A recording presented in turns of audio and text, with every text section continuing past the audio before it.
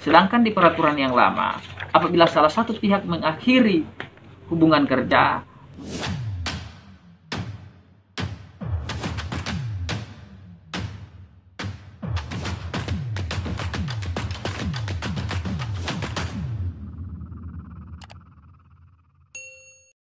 Assalamualaikum warahmatullahi wabarakatuh. Salam sejahtera untuk kita semua, sahabat ruang advokasi yang kami hormati.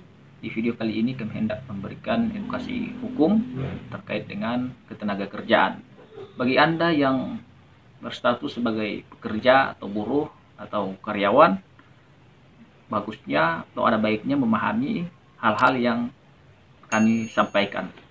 Baik, untuk mempersingkat waktu kami akan sampaikan, namun kami mohon izin untuk bisa membacakan agar apa yang kami sampaikan ini tidak keliru. Baik, langsung saja kami mulai dari PKWT atau Perjanjian Kerja Waktu Tertentu menurut peraturan lama dan peraturan baru. Baik, menurut peraturan lama, yaitu jenis pekerjaan yang dapat menggunakan PKWT pada Undang-Undang Ketenagakerjaan Nomor 13 Tahun 2003 dikatakan bahwa pekerja dengan status PKWT hanya dapat dibuat untuk pekerjaan tertentu yang menurut jenis dan sifat atau kegiatan pekerjaannya akan selesai dalam waktu tertentu, yaitu A. Pekerjaan yang sekali selesai atau yang sementara sifatnya. B. Pekerjaan yang diperkirakan penyelesaiannya dalam waktu yang tidak terlalu lama dan paling lama 3 tahun. C. Pekerjaan yang bersifat musiman. D. Pekerjaan yang berhubungan dengan produk baru, kegiatan baru, atau produk tambahan yang masih dalam percobaan atau penjajakan.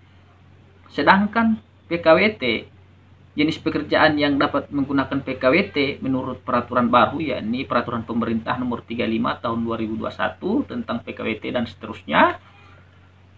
PKWT terbagi berdasarkan jangka waktu dan selesainya suatu pekerjaan tertentu.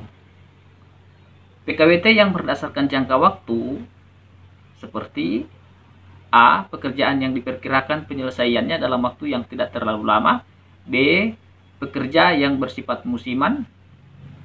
C. Pekerjaan yang berhubungan dengan produk baru, kegiatan baru, atau produk tambahan yang masih dalam percobaan atau penjajakan.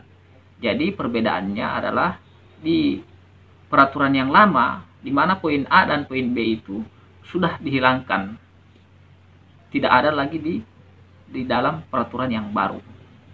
Pekerjaan yang sekali selesai atau yang sementara sifatnya itu sudah tidak dimuat di dalam peraturan yang baru.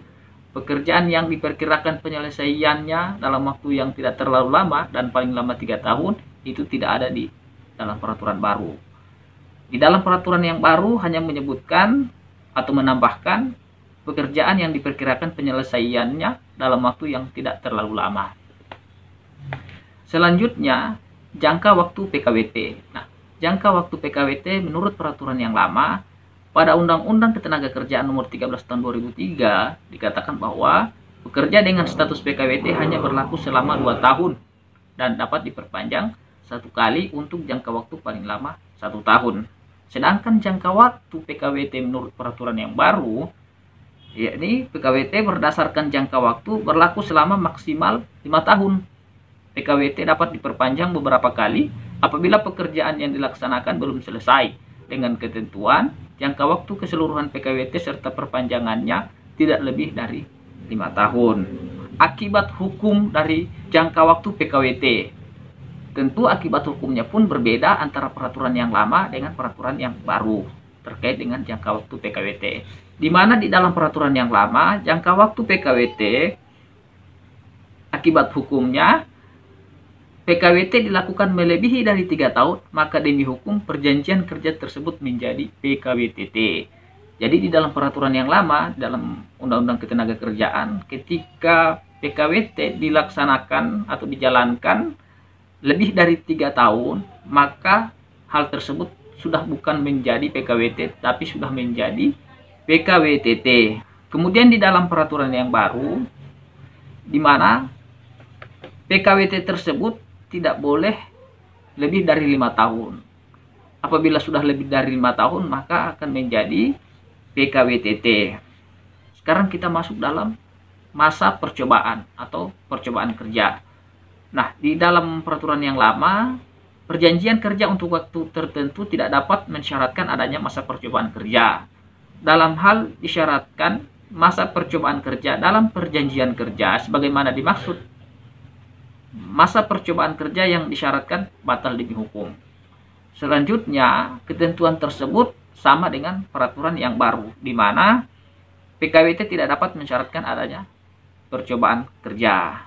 Dalam hal disyaratkan masa percobaan kerja yang disyaratkan tersebut batal demi hukum dan masa kerja tetap dihitung. Kemudian kami akan menyampaikan terkait dengan PHK sebelum PKWT berakhir menurut ketentuan peraturan yang lama dan menurut ketentuan peraturan yang baru.